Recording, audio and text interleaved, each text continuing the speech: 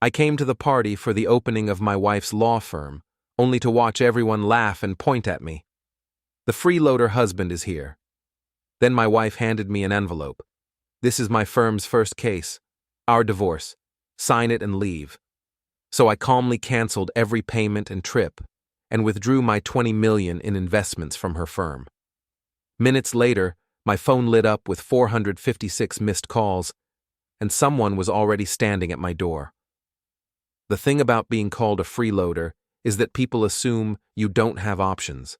They see a guy in a decent suit standing next to his successful wife and think they've got the whole story figured out. Tonight, at the grand opening of Trenwick Vance & Associates, I was the punchline everyone had been waiting for. "Hale, darling, you made it," Kalia said when I walked into the glass-walled conference room overlooking downtown Dallas. Her smile was the kind you'd give a persistent door-to-door salesman. "Everyone, you remember my husband." The room went quiet for exactly 3 seconds. Then Logan Vance, her senior partner, raised his champagne glass. "To the man who makes it all possible," he announced, and the room erupted in polite laughter that felt like sandpaper against my ears. I nodded and smiled back. After 15 years of marriage to an ambitious lawyer, you learn to play the part. The devoted husband, the supportive spouse, the guy who stays home and manages the investments while his wife builds her empire. "Hale's been so supportive of my career," Kalia continued, her hand briefly touching my arm in what looked like affection but felt like ownership. "He's been my biggest investor, actually. $20 million of startup capital. Can you believe that generosity?" More appreciative murmurs from the crowd. I recognized most of the faces. Junior associates who'd worked under Kalia at her previous firm, a few judges, some potential clients with more money than sense. They all looked at me with that particular mixture of curiosity and condescension reserved for men who marry up. Lena Morrison, Kalia's best friend and the third name on the firm's letterhead, appeared at my elbow with a martini. "You must be so proud," she said, loud enough for others to hear.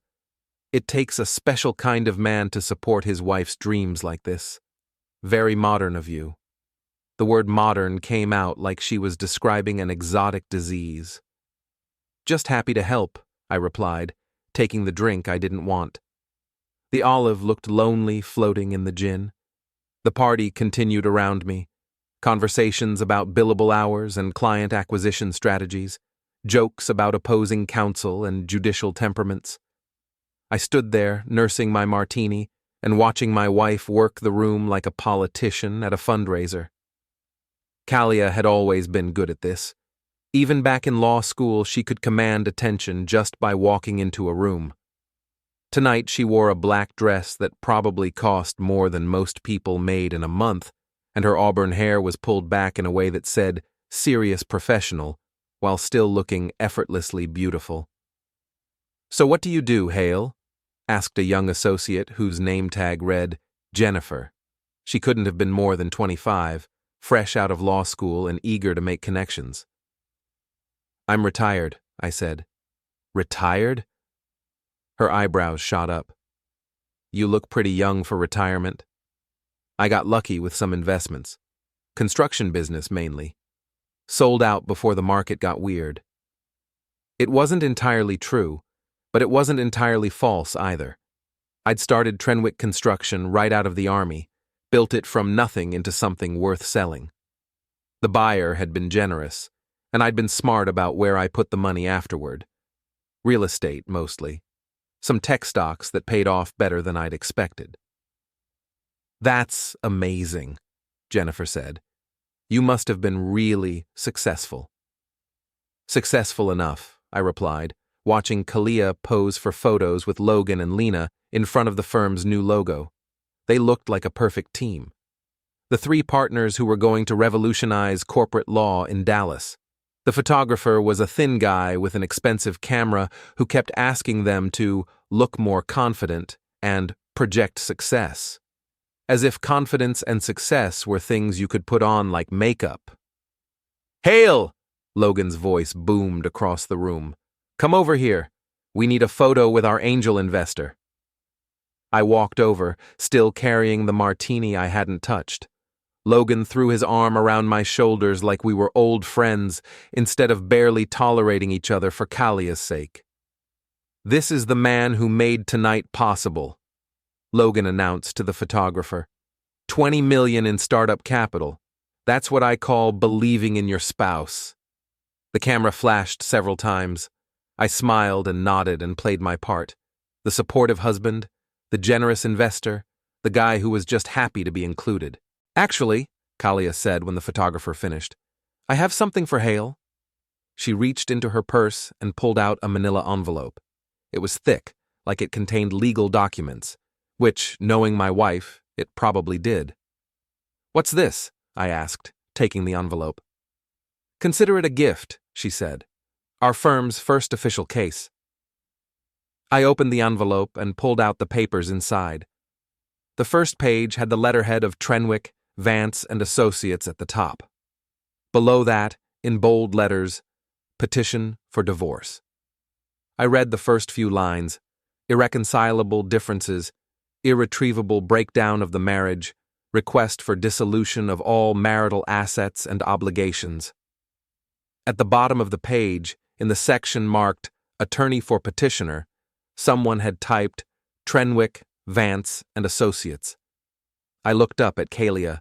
She was watching me with the same expression she used when cross-examining hostile witnesses. Confident, prepared for any response. "You want me to sign this?" I asked. "I want you to read it carefully," she said. "All the terms are quite fair, I think. You keep your retirement accounts and personal investments. I keep the house and my business interests. Clean break, no alimony either direction." The room had gone quiet again. Not the polite quiet of people pretending not to listen, but the silence of people who knew they were witnessing something important. "And if I don't sign it?" I asked. Kalia's smile never wavered. "Then we'll have to do this the hard way, but I'd prefer to keep things civilized. For both our sakes." I folded the papers and put them back in the envelope. Then I pulled out my phone and opened the banking app for the firm's primary operating account. The account I'd set up when we incorporated. The account that held $20 million of my money. "You know what, Kalia?" I said, my finger hovering over the screen. "You're absolutely right. We should keep things civilized." I initiated a same-day withdrawal of the entire balance, $20 million, flagged as material investor exit. The app asked me to confirm the transaction twice. I confirmed it both times. Then I opened my email and composed a quick message to the firm's malpractice insurance carrier. I attached a photo of the divorce petition, noting the timestamp and the clear conflict of interest, the firm representing a partner against her spouse investor. I sent copies to the State Bar Association and the local legal ethics board, just to be thorough. "What are you doing?" Kalia asked. Her confident expression was starting to crack around the edges. "Keeping things civilized," I said, putting my phone away. "Just like you wanted." My phone started buzzing almost immediately. Text messages, missed calls, email notifications. I turned the ringer off and slipped it back into my pocket. "Ladies and gentlemen," I announced to the room, raising my untouched martini, "I'd like to propose a toast to Trenwick, Vance, and Associates. May your first case be your most memorable." I set the glass down on the nearest table and walked toward the exit. Behind me, I could hear urgent whispered conversations starting up. Someone was trying to call the bank. Someone else was frantically typing on their phone. I made it halfway to the elevator before Logan caught up with me. "Hale, wait," he said, grabbing my arm. "Let's talk about this." I turned around and looked at him. Logan Vance was everything I wasn't. Tall, handsome in a generic way, with perfect teeth and hair that never seemed to move. He wore expensive suits and drove a Mercedes and probably had never worked with his hands in his entire life. "What's to talk about, Logan?" I asked. "The money," he said. "You can't just... We have obligations, lease agreements, employee contracts, operating expenses." Sounds like a problem for the managing partners, I said. Be reasonable, Hale. We can work this out. Maybe Kalia was a little hasty with the divorce papers. Maybe we can find a middle ground. I looked past him toward the conference room. Kalia was on her phone, pacing back and forth in front of the windows. Lena was at a laptop, typing furiously. The party guests were starting to look confused and concerned. You know what's funny, Logan? I said. I really did come here tonight just to support my wife. I was going to smile and shake hands and write checks and play the part of the grateful husband, but then she handed me those papers. She's under a lot of stress, Logan said. Starting a new firm, all the pressure. Maybe she wasn't thinking clearly. Oh, I think she was thinking very clearly, I said. She had the papers drawn up in advance. She chose tonight, in front of everyone, to make it public. She wanted to humiliate me. The elevator arrived with a soft ding. I stepped inside and pressed the button for the lobby. Hale, please, Logan said. Don't do this. Too late, I said, as the doors started to close. I already did it. The elevator descended 43 floors in perfect silence. In the lobby, I nodded to the security guard and walked out into the Dallas night. The air was warm and humid, with the promise of rain in the distance. I'd parked my truck 3 blocks away, partly because the valet parking was full, and partly because I'd known I might want to leave quietly. It was a 5-year-old Ford F-150, nothing fancy, but it ran well and had never let me down. I sat in the driver's seat for a moment, engine running, air conditioning fighting against the Texas heat. My phone was still buzzing with notifications. 456 missed calls, according to the lock screen. I drove home through empty streets, past strip malls and chain restaurants, and the kind of suburban sprawl that defined modern Dallas. Our house was in Preston Hollow, a neighborhood where the lots were big and the houses were bigger. Kalia had picked it out 3 years ago, when her salary at the old firm had finally hit 6 figures. The driveway was long and curved, lined with oak trees that had been there since before the neighborhood existed. I parked next to Kalia's BMW and sat there for a moment, looking at the house we'd bought together. It was a nice house, 2 stories, traditional brick, with a 3-car garage and a backyard big enough for the pool Kalia had always talked about installing. We'd never gotten around to the pool. Too busy with work, we'd always said. Too many other priorities. I was halfway to the front door when I saw the car parked across the street. A black sedan with tinted windows, engine running. As I watched, the driver's door opened and Logan Vance stepped out. He'd beaten me home by at least 10 minutes, which meant he'd left the party right after I did, probably breaking several traffic laws in the process. We need to talk, he called out as he crossed the street. I stopped at my front door and turned around. I thought we already talked. Not about the divorce, Logan said. About the money, about the firm, about what you're trying to do. I'm not trying to do anything, I said. I already did it. Logan reached the bottom of my driveway and stopped. He was breathing hard, like he'd been running instead of driving. His perfect hair was finally out of place. You don't understand, he said. We have payroll due Monday, office rent, insurance premiums. If you pull that money out, the whole thing collapses. Sounds like you should have thought about that before you helped my wife draft divorce papers. I didn't help her draft anything, Logan said quickly. That was all her idea. I told her it was a mistake. I almost believed him. Logan was many things, but he wasn't a particularly good liar. His tells were obvious. The way he looked to the left when he was being dishonest, the slight stammer that crept into his voice when he was nervous. Even if that's true, I said, it doesn't change anything. She made her choice. I made mine. What if we could undo it? Logan asked. What if she tore up the divorce papers? What if we pretended tonight never happened? And what would you want in return? The money back in the firm's account. The insurance situation resolved. Business as usual. I pulled out my phone and scrolled through the notifications. 17 missed calls from Kalia. 23 from Logan, 41 from numbers I didn't recognize, probably other people from the firm trying to reach me. But the most interesting notification was an email from the firm's insurance carrier. The subject line read, "Policy suspension. Immediate action required." "Logan," I said, holding up the phone so he could see the screen, "I think you might want to read this."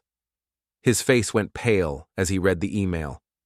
The insurance company had suspended coverage pending a full review of the conflict of interest allegations. All pending cases would need to be transferred to other firms. All new business was on hold indefinitely.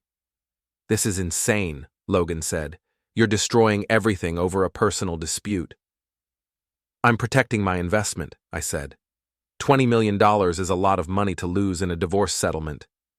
We had an agreement, a partnership contract, which your firm just violated by representing my wife against me. I'd say that nullifies any previous agreements." Logan ran his hands through his hair, destroying what was left of his perfect styling. "Hale, please, be reasonable. We can fix this." "The only thing that needs fixing is my wife's attitude," I said, "and I don't think that's something you can help with." I turned toward the front door, but Logan's voice stopped me. "She doesn't love you anymore, Hale." I turned back around. "Excuse me?" "Kalia, she doesn't love you. She hasn't for years, she told me." "When did she tell you that?" Logan realized his mistake immediately. His face went even paler, and he took a step backward. "I mean, she's mentioned it. In passing. Professional conversations about the partnership, about her future plans." "Professional conversations?" I repeated. "Is that what we're calling them?" "Hale, I think you're misunderstanding." "I think I'm understanding perfectly," I said. "How long have you two been having these professional conversations?" Logan didn't answer. He didn't need to. The truth was written all over his face. "Get off my property, Logan." "Hale, wait. Get off my property, or I'll call the police and have you removed." Logan looked like he wanted to say something else, but he thought better of it. He turned and walked back to his car, moving faster with each step. I watched him drive away, then went inside and locked the door behind me. The house felt different somehow, emptier, like something important had been removed while I wasn't looking. I poured myself a real drink this time, bourbon, neat, and sat down in my home office to think. Outside, I could hear thunder in the distance. The storm was finally moving in. My phone rang, Kalia's number. I let it go to voicemail. It rang again. Same number, same result. On the third call, I answered. "Hello, Kalia." "What have you done?" Her voice was tight with barely controlled anger. "I think that's obvious. The insurance company suspended our coverage. The bank froze our operating account. We have 17 employees who won't get paid on Monday."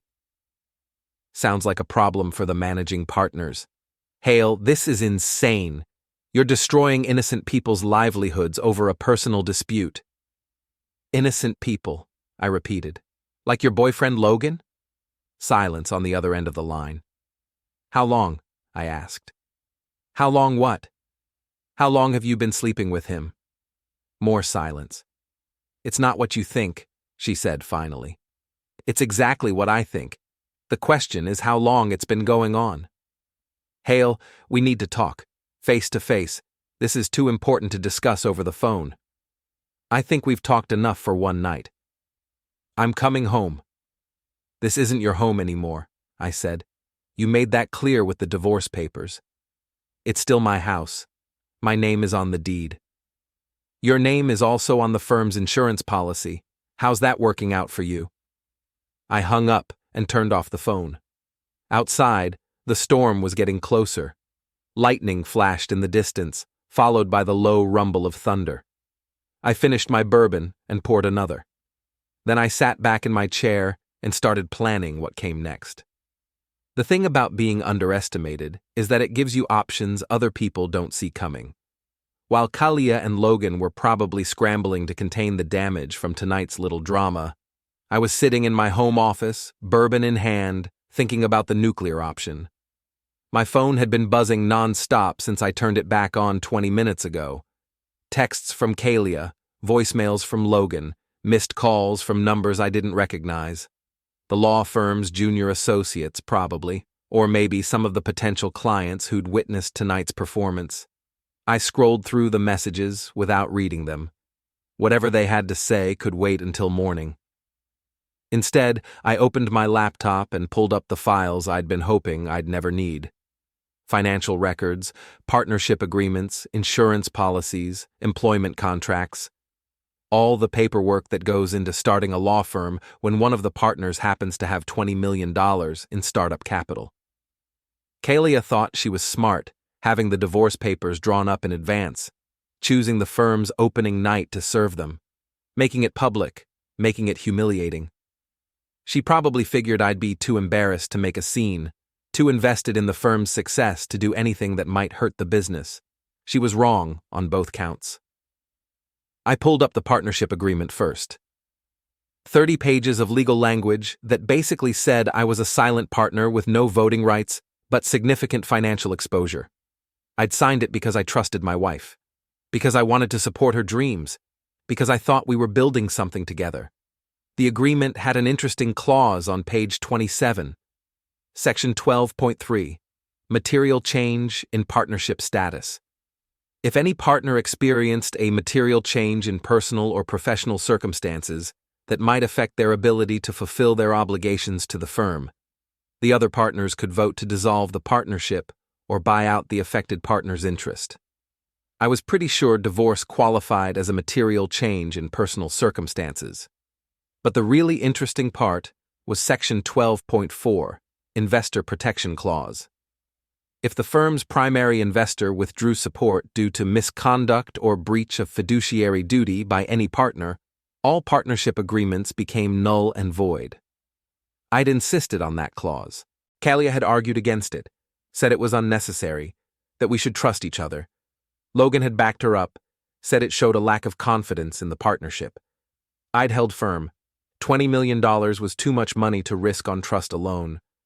Now, I was glad I had. I opened a new browser window and logged into the firm's business banking portal.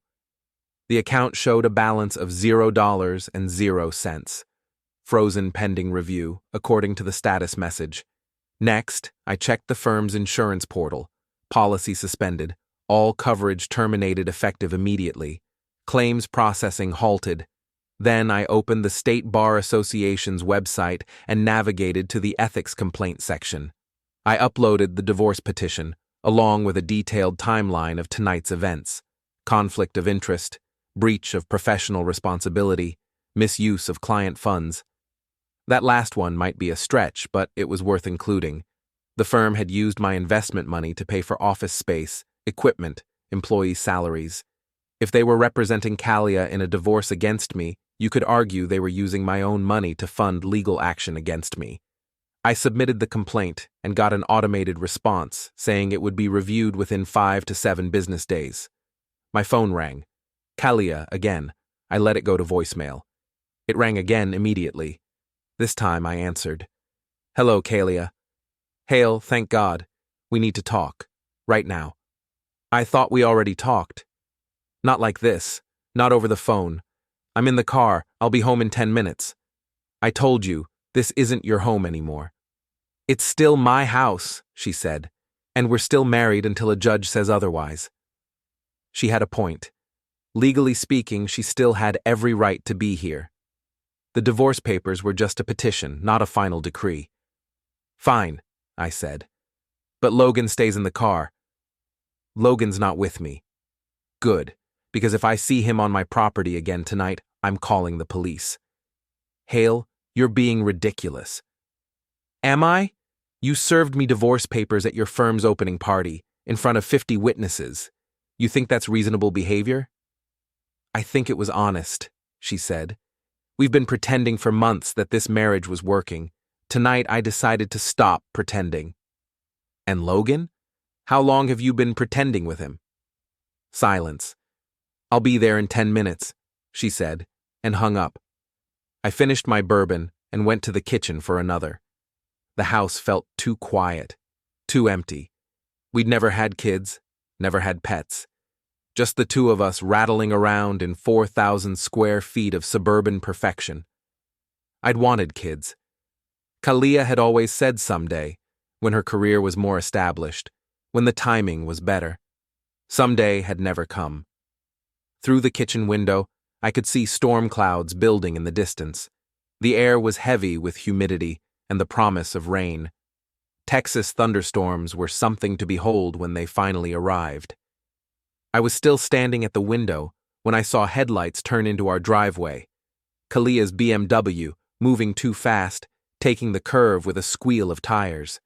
She parked behind my truck and sat there for a moment, engine running, headlights cutting through the darkness.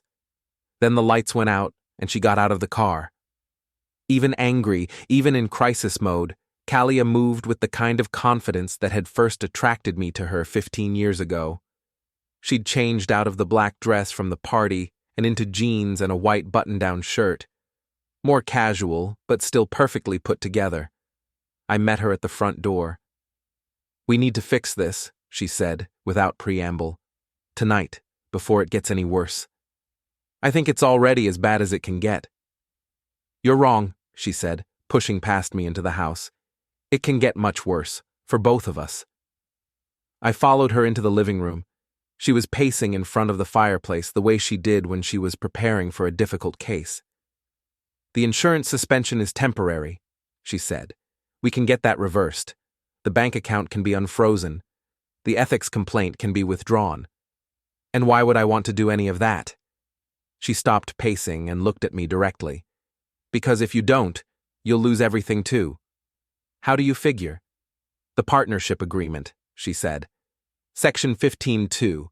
If the firm fails within the first year due to investor withdrawal, you're liable for all outstanding debts and obligations. I almost smiled. You might want to read Section 12.4 before you start making threats. What about Section 12.4? The Investor Protection Clause. If I withdraw support due to partner misconduct, all partnership agreements become null and void. Kalia's confident expression faltered slightly. "You'd have to prove misconduct." "You mean like representing a client against your own business partner? Using firm resources to prepare legal action against your primary investor?" "I think I can make that case." She sat down on the couch and put her head in her hands. For the first time all night, she looked vulnerable, human. "This wasn't supposed to happen like this," she said quietly. "How was it supposed to happen? I thought you'd sign the papers. I thought you'd want out as much as I do." "And the firm? You thought I'd just walk away from $20 million? I thought we could work something out. A payment plan maybe. Or you could stay on as a silent partner. While you and Logan run the show?" She looked up at me. "How long have you known about Logan?" "I figured it out tonight. Logan's not very good at keeping secrets." "It's not what you think." "It's exactly what I think.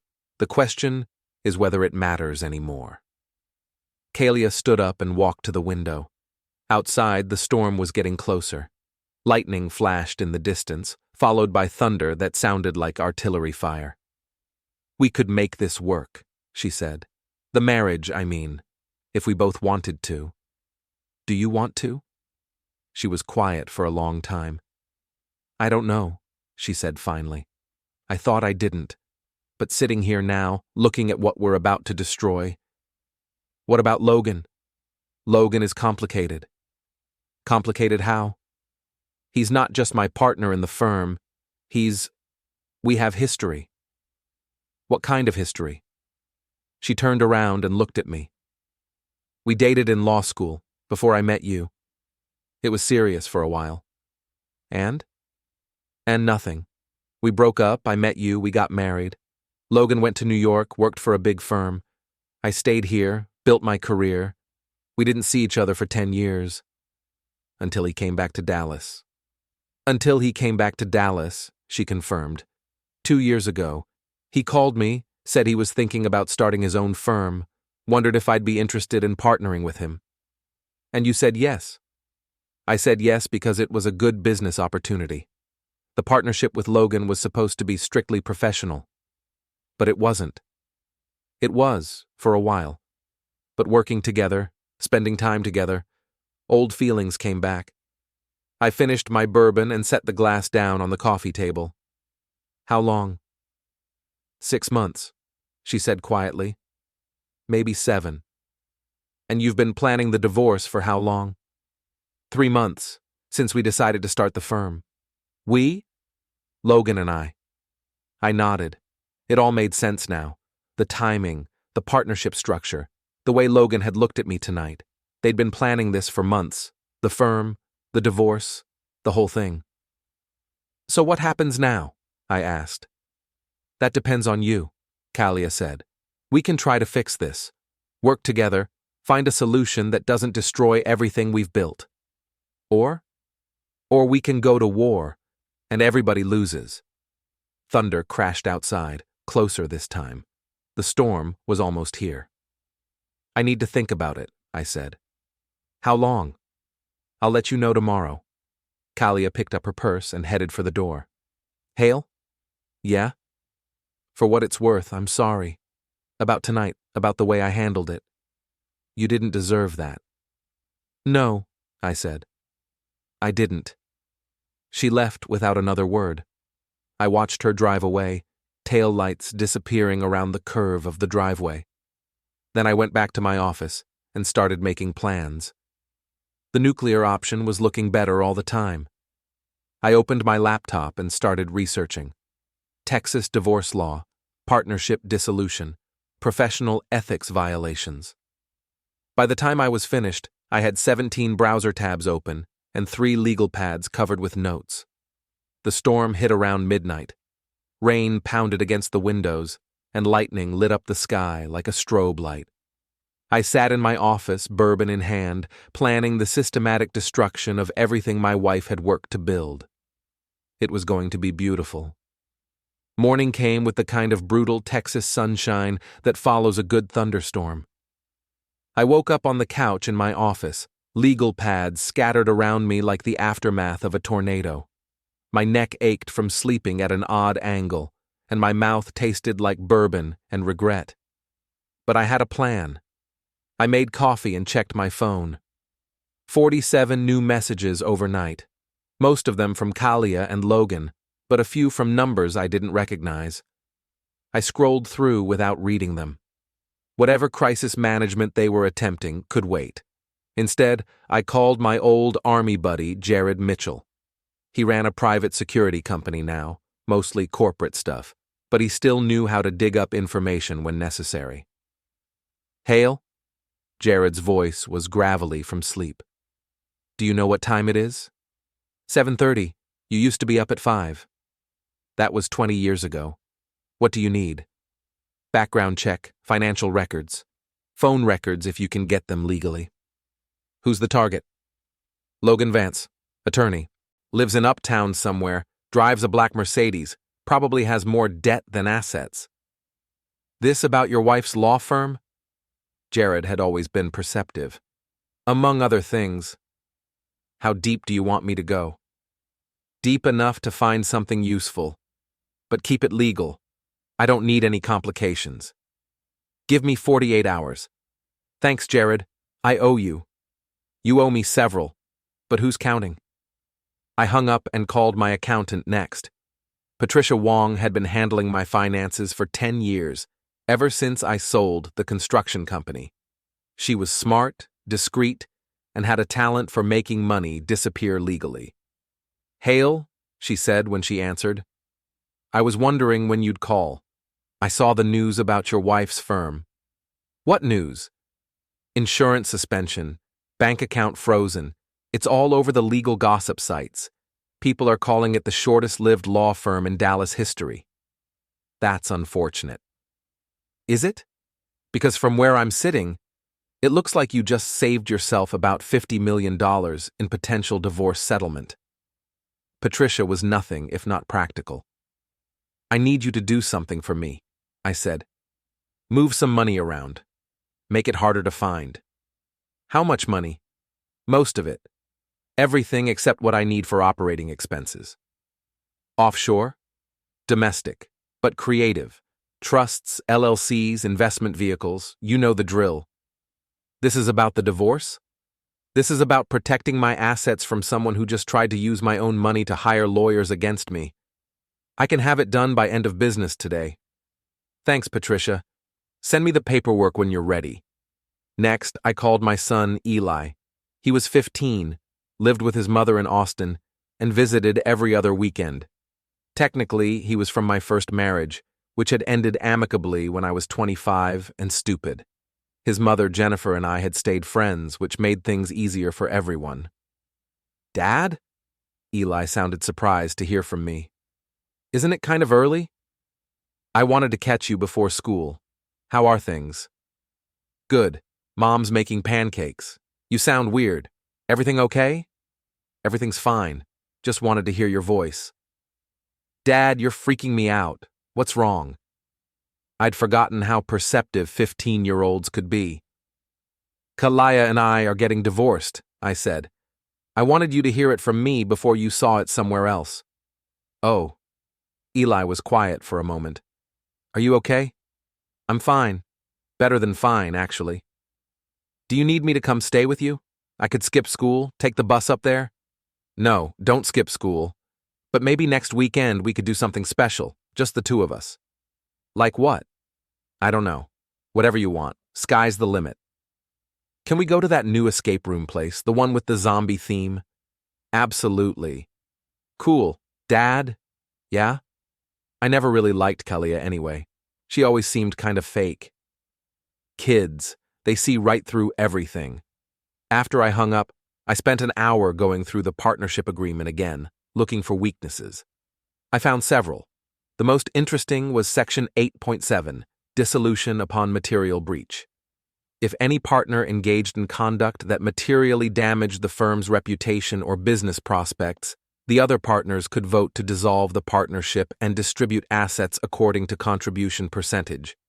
Since I'd contributed 100% of the startup capital, that would leave Kalia and Logan with nothing. I just needed to prove material breach. My phone rang. Unknown number. Hello? Mr. Trenwick? This is Jennifer Walsh from the Dallas Business Journal. I was hoping I could ask you a few questions about the situation with your wife's law firm. No comment. Sir, we're running a story either way. It would be better if we had your side of things. I almost hung up. Then I had a better idea. What kind of questions? Well, there are rumors that you withdrew your investment because of personal issues with your wife. Some people are saying this is a case of a vindictive husband trying to destroy his wife's career. And what do you think? I think there's probably more to the story. There is, but I'm not sure I should discuss it publicly. Off the record? No such thing when you're talking to a reporter. Jennifer Walsh laughed. Fair enough. But if you change your mind, here's my number. She gave me her contact information. I wrote it down, knowing I'd probably use it sooner rather than later. The key to winning a war like this was controlling the narrative. Kalia and Logan would try to paint me as the bitter ex-husband, the vindictive investor who couldn't handle rejection. I needed to get my version of events out first. My phone buzzed with a text from Kalia. We need to talk. Meet me for lunch. Noon. Cafe Luna. I texted back. Busy today. Maybe tomorrow. She responded immediately. This can't wait. The insurance company wants a meeting Monday morning. We need to present a united front. Not my problem anymore. Hale, please, 1 hour, that's all I'm asking. I thought about it. There might be some advantage to hearing what she had to say, and Cafe Luna was public enough that she couldn't try anything dramatic. Fine. 1 hour, but Logan stays home. Agreed. I spent the rest of the morning researching Logan Vance online. Social media profiles, professional bio, news articles, court filings. The picture that emerged was interesting. Logan had graduated from law school with significant student debt. He'd worked for a big firm in New York for 8 years, made good money, but lived beyond his means. Expensive apartment, luxury car, frequent vacations to places like Aspen and the Hamptons. 2 years ago, He'd left the New York firm under circumstances that weren't entirely clear. The official story was that he wanted to return to Texas to start his own practice, but reading between the lines of various legal gossip sites, it sounded like there might have been some kind of scandal. Nothing criminal, but enough to make him persona non grata at his old firm. He'd moved back to Dallas with impressive credentials but limited capital, which explained why he needed Kalia, and why he needed my money. I also found some interesting details about his personal life. He'd been married briefly in his 20s, divorced with no kids. Since then, he'd dated a series of successful women, doctors, executives, other lawyers. The relationships never seemed to last more than a year or two. Classic pattern of a guy who was more interested in status than substance. At 11:30, I drove to Cafe Luna.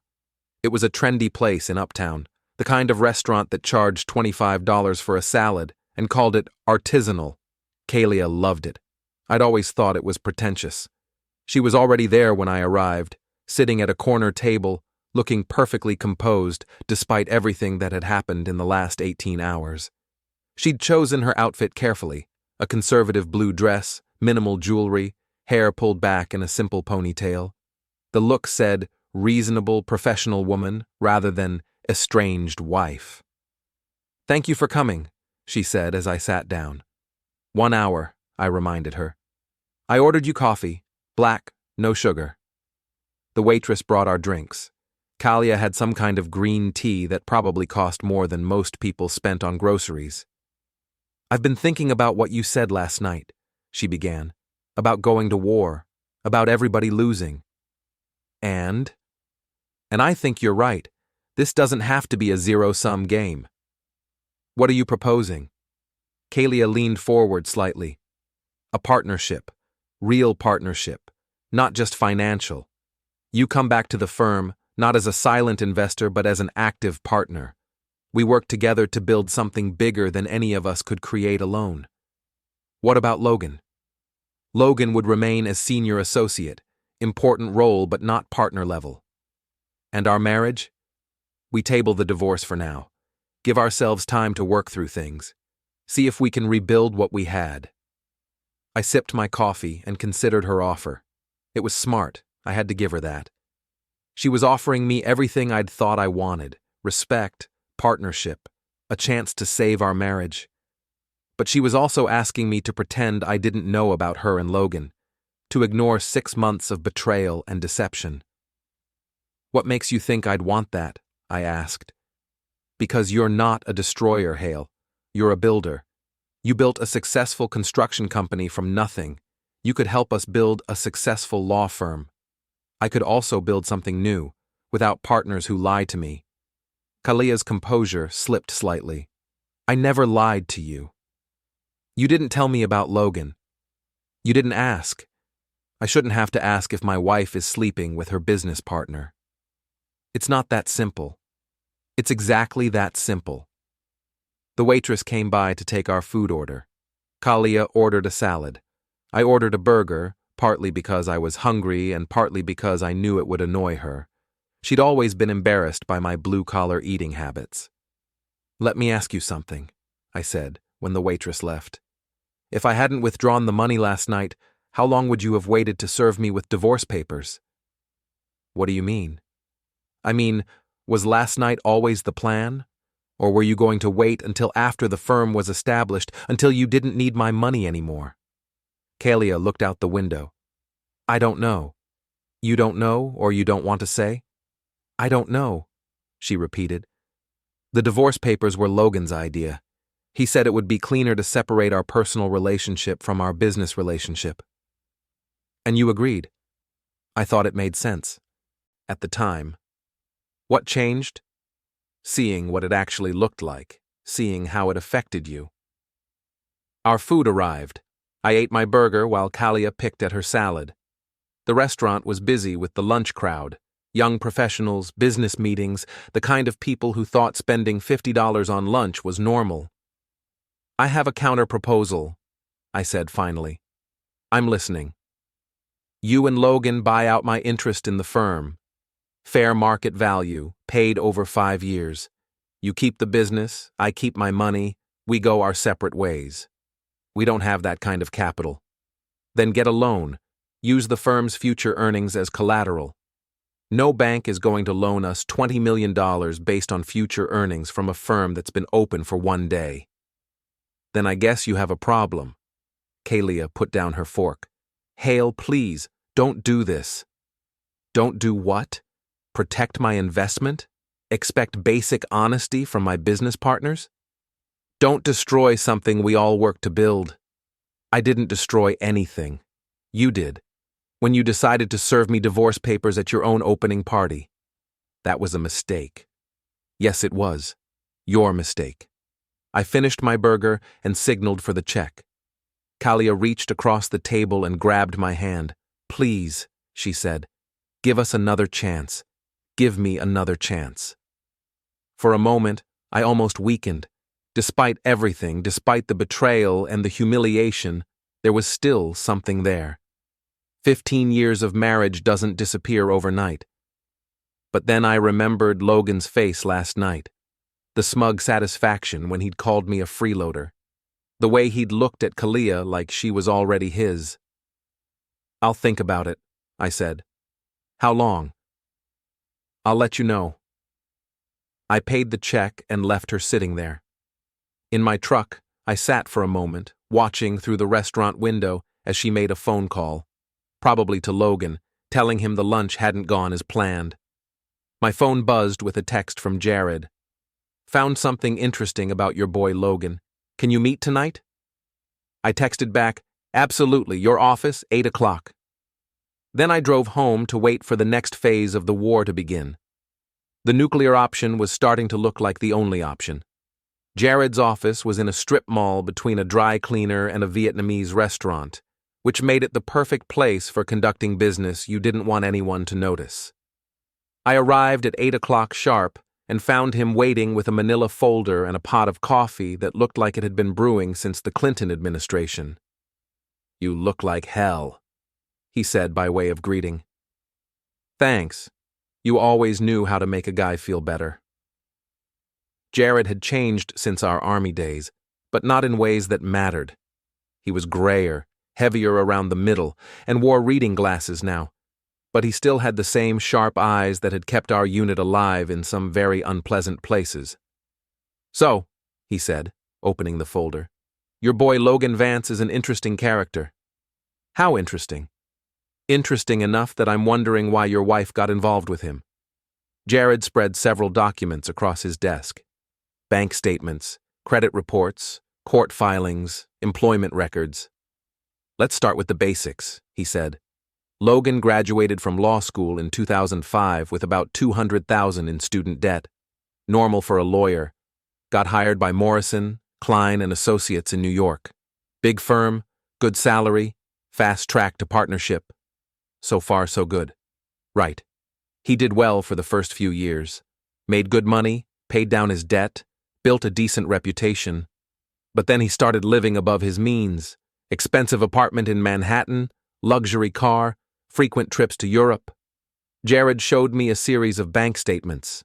The numbers were impressive, but so were the expenses. By 2015, he was making $400,000 a year but spending $500,000. Credit cards, personal loans, mortgage on a vacation house in the Hamptons. How much debt? At his peak? About $1.2 million, not counting the mortgages. I whistled. That's a lot of money. Gets better. In 2018, he got passed over for partner, twice. Apparently, the senior partners had concerns about his lifestyle choices and financial management. Meaning? Meaning they thought he was a liability. Too flashy, too reckless, too focused on image instead of substance. Jared pulled out another document. This is where it gets interesting. In early 2019, Logan started dating a woman named Rebecca Chen. Investment banker, very successful, very wealthy. Let me guess. She was funding his lifestyle. For about 8 months, then she found out he'd been using her credit cards without permission. She didn't press charges, but she did break up with him very publicly.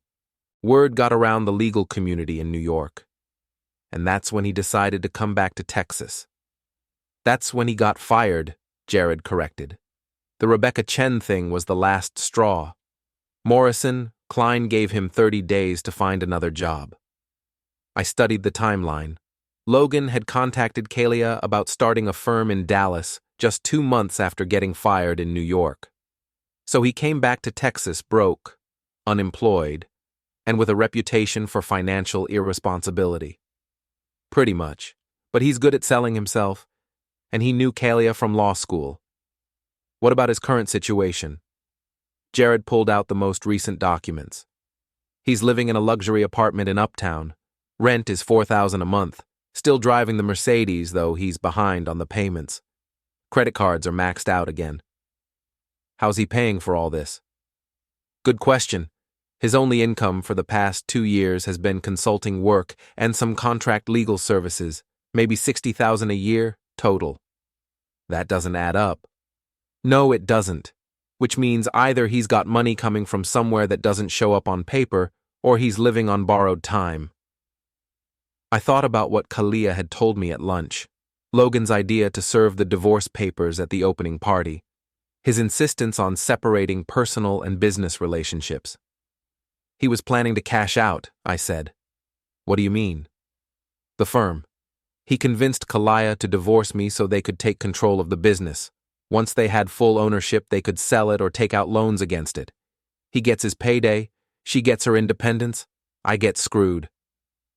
Jared nodded. Makes sense. Guy like Logan doesn't start a law firm because he loves practicing law. He does it because he needs money, fast. What else did you find? Few more interesting details.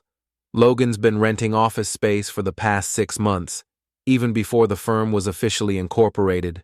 Expensive space, too.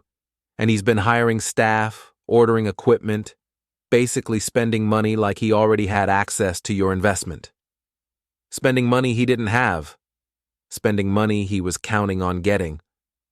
I leaned back in my chair and thought about the implications. Logan hadn't just been having an affair with my wife. He'd been planning to steal my money from the beginning. There's one more thing, Jared said.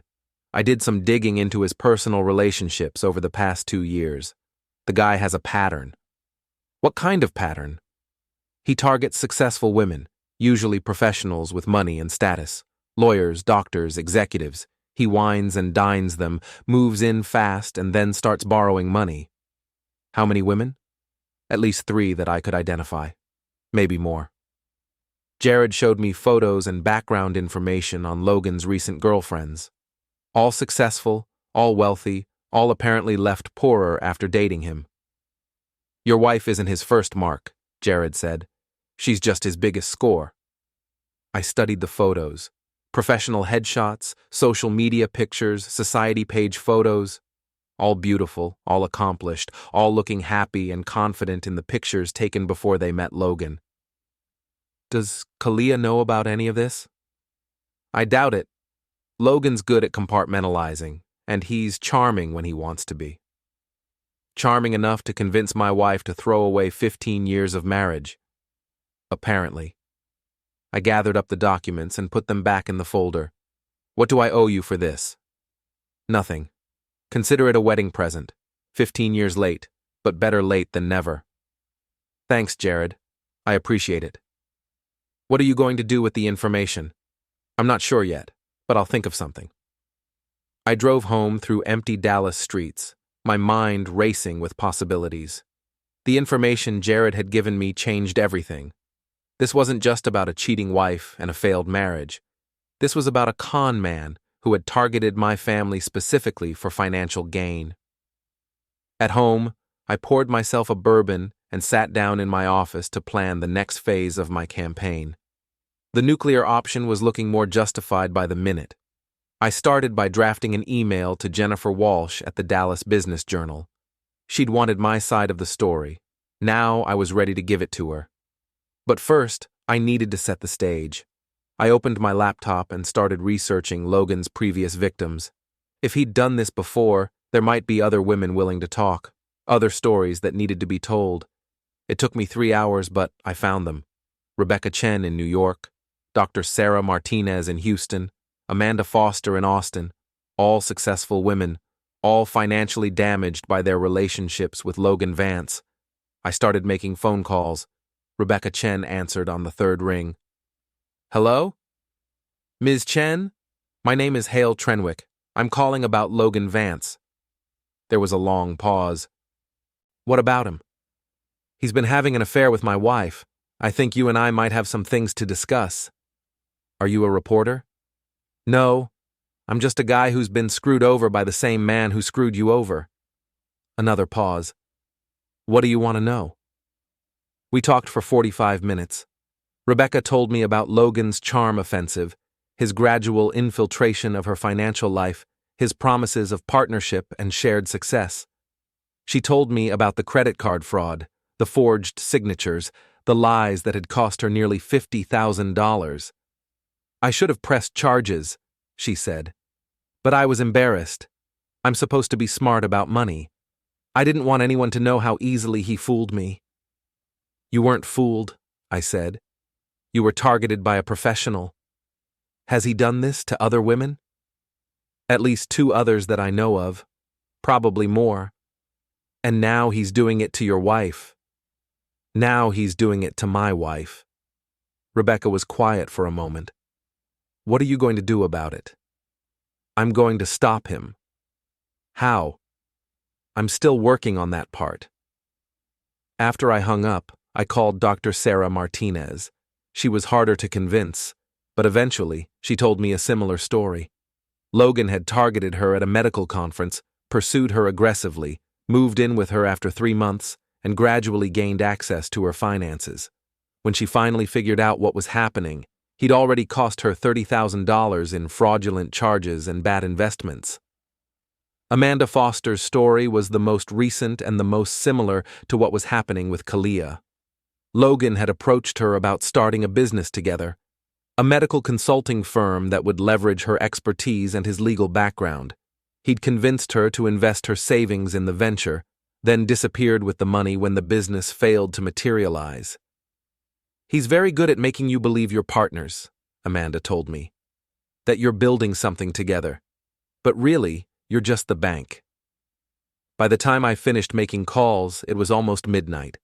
But I had what I needed: a pattern of behavior, multiple victims, a clear motive for Logan's involvement with Kalia. I drafted the email to Jennifer Walsh, attaching copies of the financial documents Jared had provided, and summarizing my conversations with Logan's previous victims. I included a detailed timeline of events, from Logan's return to Dallas through the opening party disaster. The subject line read, "The real story behind the Trenwick law firm collapse." I hit send and poured myself another bourbon. My phone rang almost immediately. Jennifer Walsh. Mr. Trenwick? I just got your email. This is quite a story. It's all true. I can provide documentation for everything.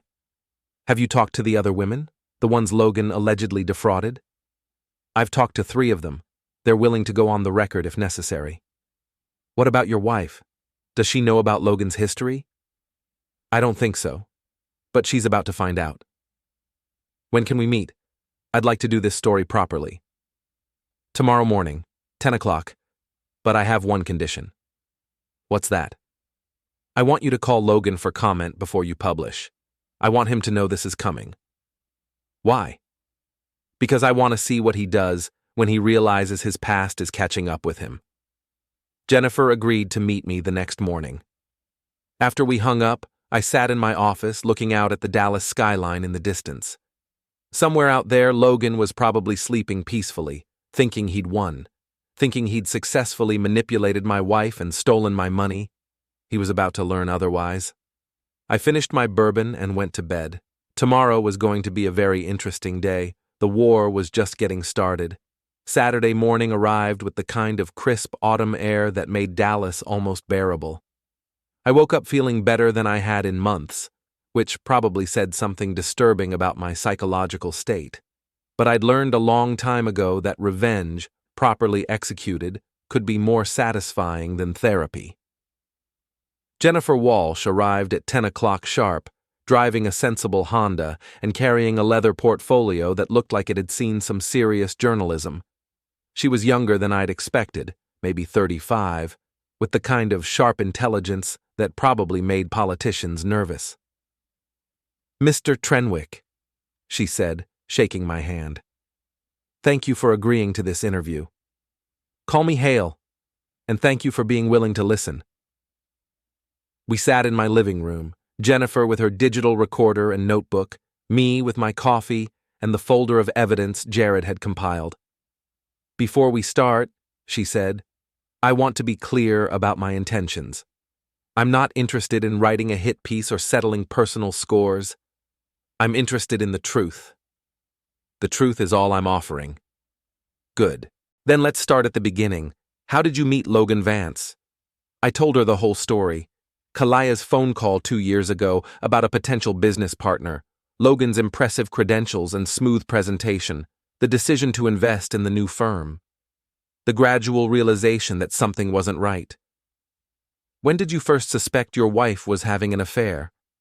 "Honestly, I didn't. I suspected Logan was using her, but I thought it was purely professional. The personal relationship caught me by surprise. Even though they had history from law school?" Kalia mentioned they dated briefly, but she made it sound insignificant. Ancient history. Jennifer made notes as I talked. "Tell me about Thursday night, the opening party." I described the party in detail, the condescending comments, the envelope with the divorce papers, my decision to withdraw funding. Jennifer's eyebrows went up when I mentioned the $20 million.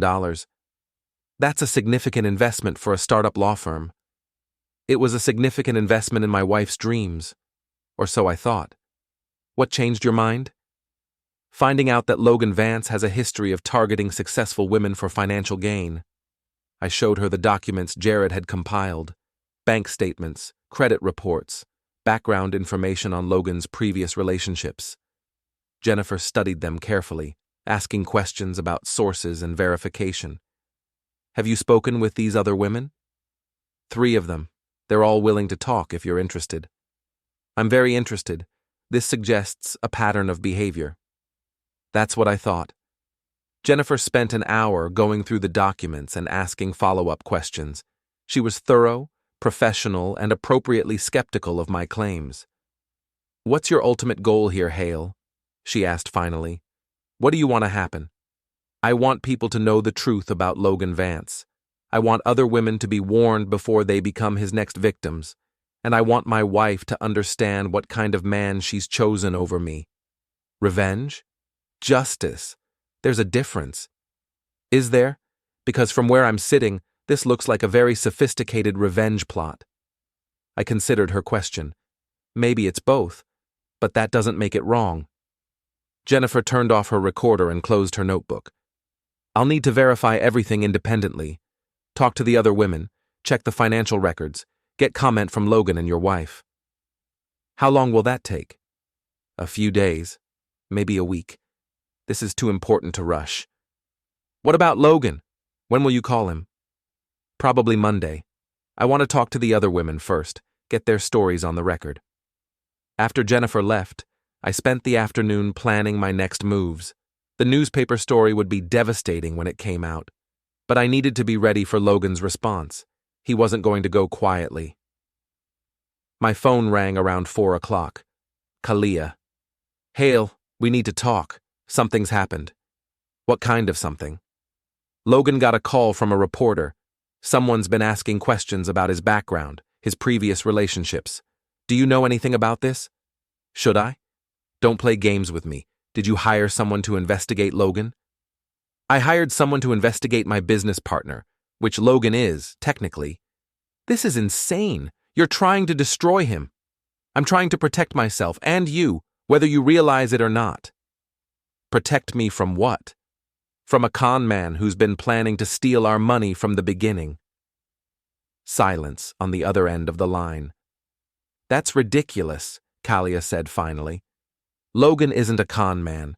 He's a successful attorney with an excellent reputation." "Is he?" "Because the information I've seen suggests otherwise." What information? Why don't you ask Logan? I'm sure he'll be happy to explain his financial situation and his relationship history.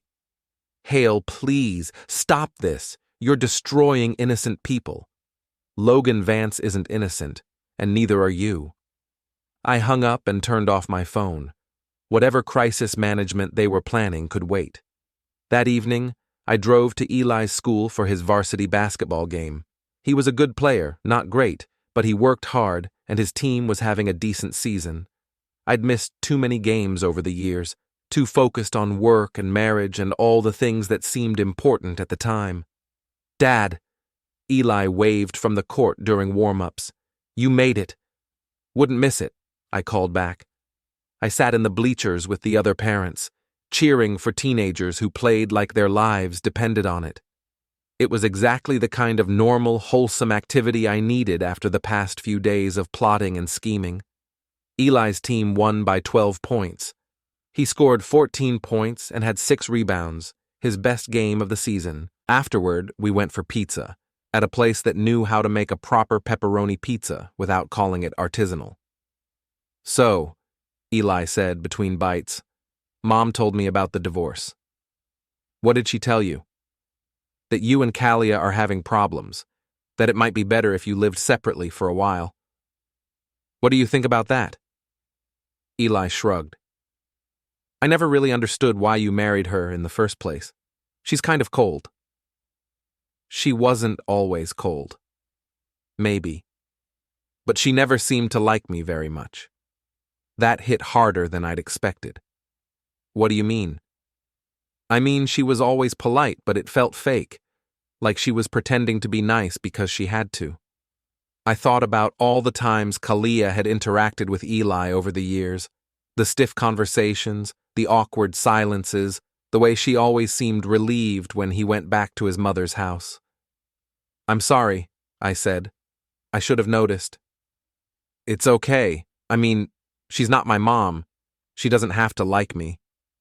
Yes, she does. If she's married to me, she absolutely has to like you. Eli grinned. Well, problem solved then. We finished our pizza and drove back to his mother's house. Jennifer met us at the door, looking curious about my unexpected visit. Everything okay? She asked. Everything's fine. Just wanted to spend some time with my son. And it has nothing to do with the fact that Kalia called me this afternoon asking questions about your state of mind? I sighed. She called you? She's worried about you. Says you're acting erratically, making poor decisions. What did you tell her? I told her you seemed fine to me.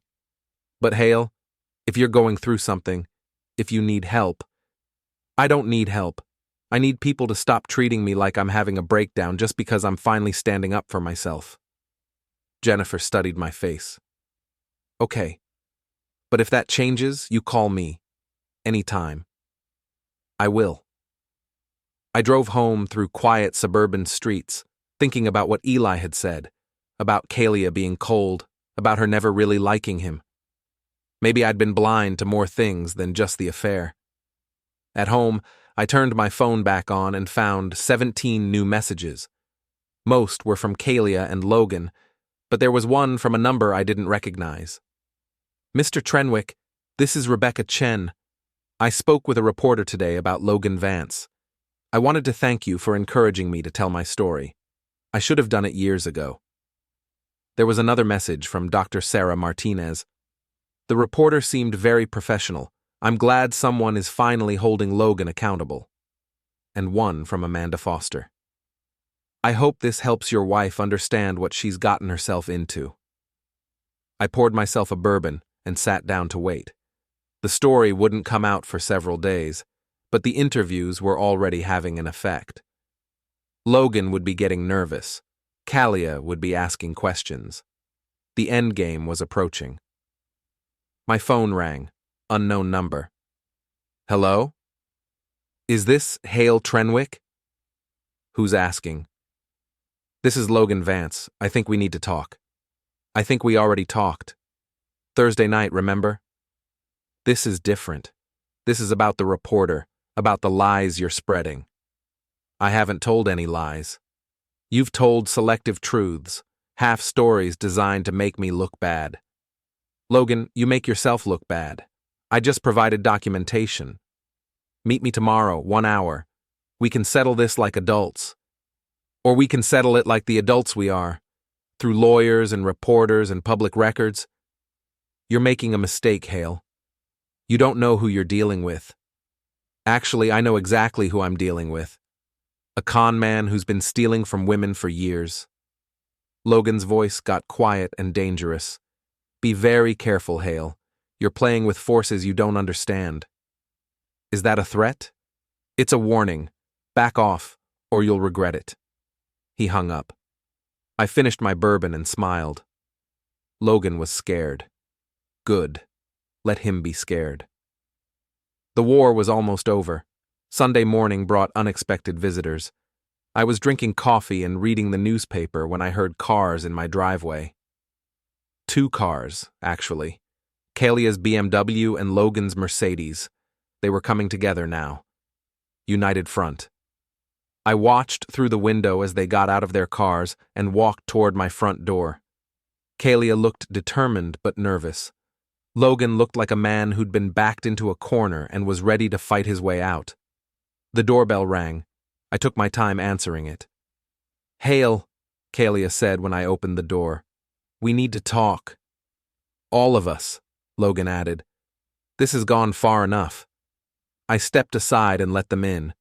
They walked into my living room like they owned the place, which I suppose Kalia technically did, at least until the divorce was finalized. Coffee? I offered. This isn't a social call, Logan said. No, I suppose it isn't. I sat down in my favorite chair.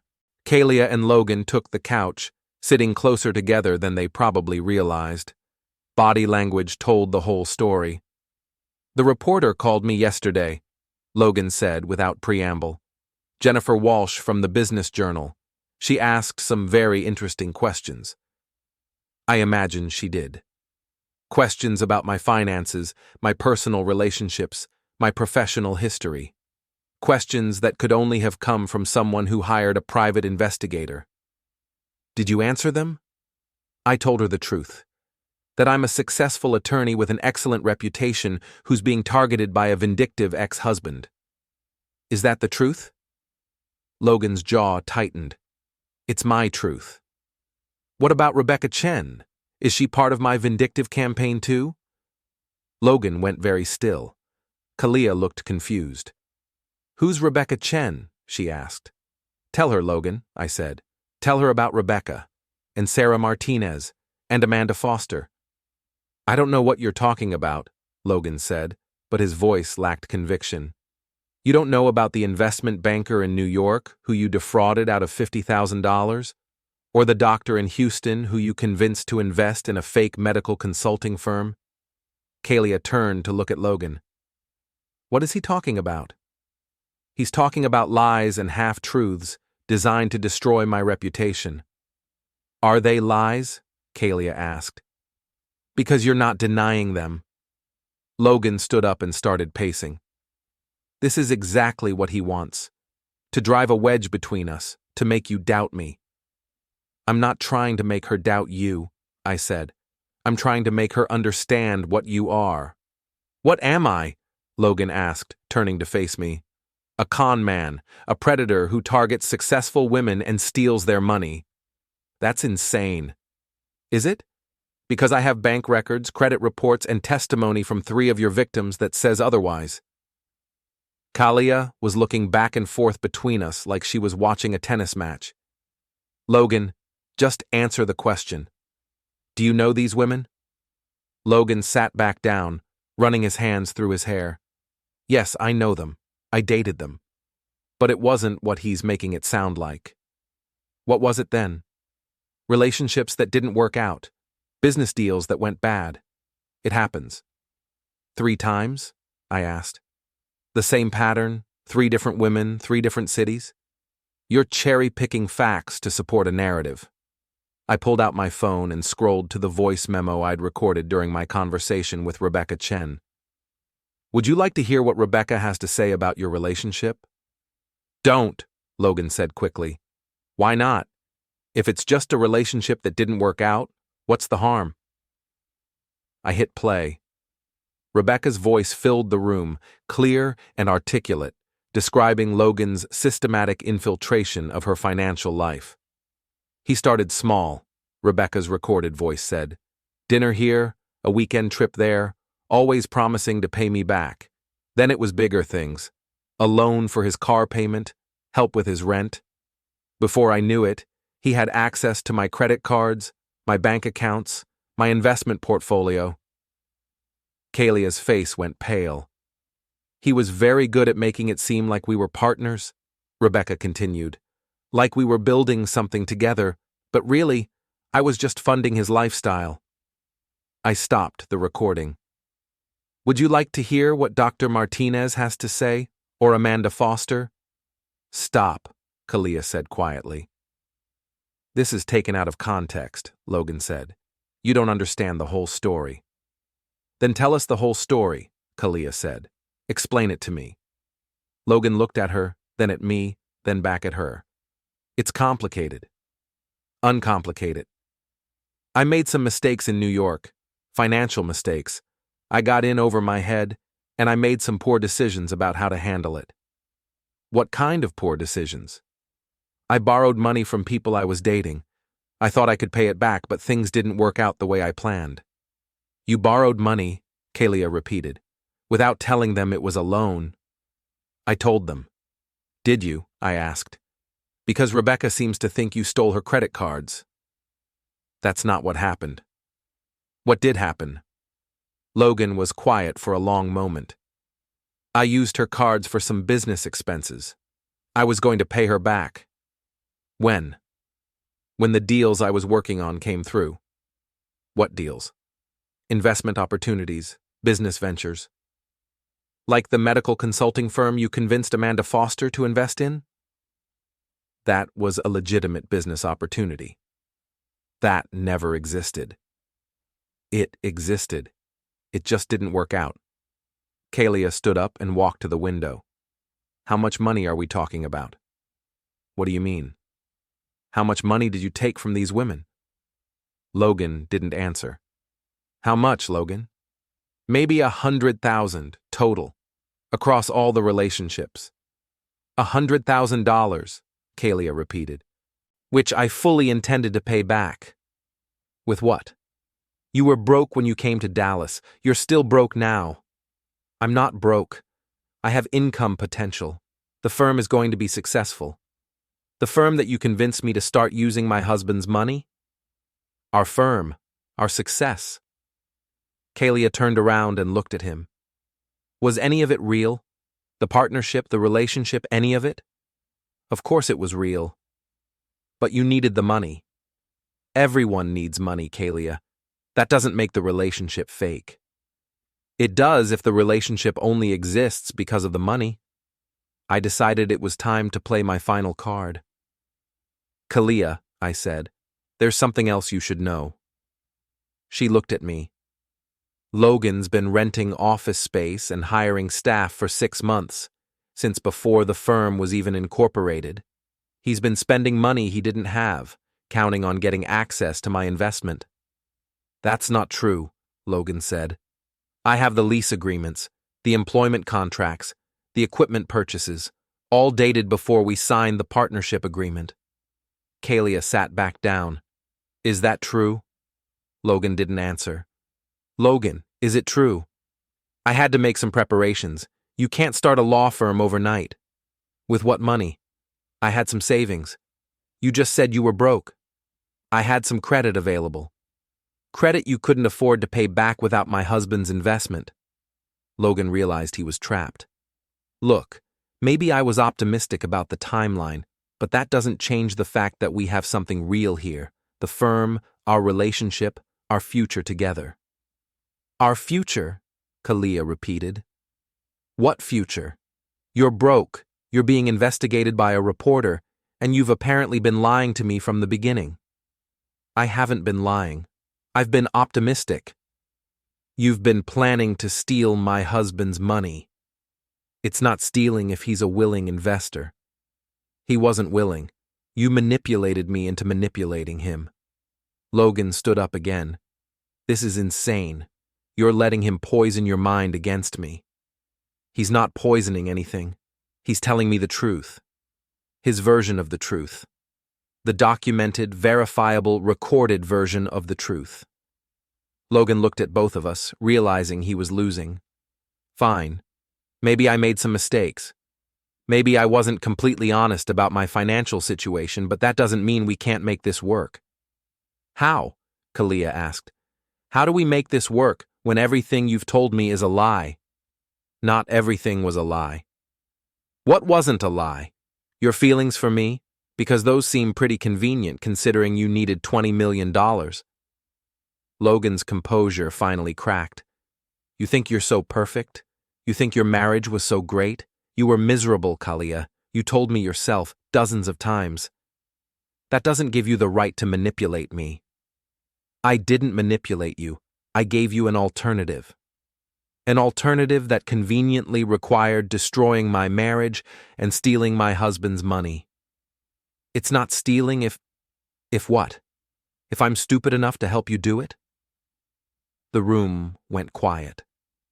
Kalia was staring at Logan like she was seeing him for the first time. Logan was staring at the floor, probably calculating his next move. I decided to end it.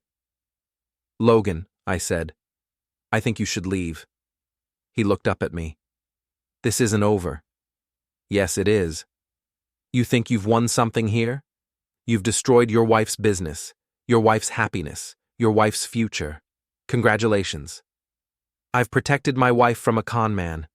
She'll thank me eventually. Logan looked at Kalia one more time. Is this what you want? To go back to a marriage that was making you miserable? I want you to leave, Kalia said quietly. Logan walked to the door, then turned back. When you realize what you've given up, don't come crying to me. I won't, Kalia said. Logan left, slamming the door behind him. Kalia and I sat in silence for several minutes. Outside, I could hear Logan's Mercedes starting up and driving away. I'm sorry, Kalia said finally. For what? For all of it. For believing him, for trusting him, for almost destroying everything we built together. We did destroy it. The question is whether we can build something new. Do you want to? I looked at my wife, really looked at her, for the first time in months. She looked tired, defeated, but also relieved. I don't know, I said honestly, but I'm willing to try. What about the firm? What about it? Can we save it? Do you want to save it? I want to practice law. I want to be successful, but not like this, not built on lies and stolen money. Then we'll figure something else out. Together? If you want. Kalia nodded. I want. My phone buzzed with a text message. Jennifer Walsh. Story runs tomorrow morning. Front page business section. Thank you for your cooperation. I showed the text to Kalia. She read it and nodded. Good, she said. Other women should know. What about Logan? What about him? Are you worried about him? I'm worried about the women he'll target next. The story should help with that. I hope so. We sat together on the couch, not touching, but not avoiding each other either. Outside, the Dallas afternoon was bright and clear. What happens now? Kalia asked. Now we clean up the mess, deal with the lawyers, the reporters, the fallout. And then? And then we see if we can remember why we fell in love in the first place. Kalia smiled for the first time in weeks. I'd like that. So would I. My phone rang. Eli. Dad, I just saw the news online. Something about Kalia's law firm and some guy named Logan Vance. Are you okay? I'm fine, son. Better than fine. What happened? I'll tell you all about it next weekend. But the short version is that your dad isn't as stupid as some people thought. I never thought you were stupid. I know. That's why you're my favorite kid. I'm your only kid. Details. After I hung up, Kalia and I talked for another hour. About Logan, about the firm, about our marriage. It wasn't easy conversation, but it was honest conversation. The kind we should have been having all along. The war was over. Now came the harder part, building peace. But for the first time in months, I thought we might actually have a chance. The freelancer's hammer had done its job. Now it was time to start building something new.